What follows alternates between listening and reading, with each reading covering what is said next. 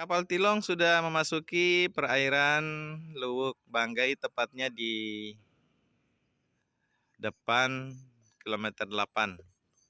Sesaat lagi, kurang lebih 30 menit ke depan, kapal ini akan segera sandar di pelabuhan Luwuk Banggai untuk menurunkan penumpang tujuan Luwuk dan selanjutnya akan memuat penumpang yang tujuan Gorontalo atau Bitung Manado.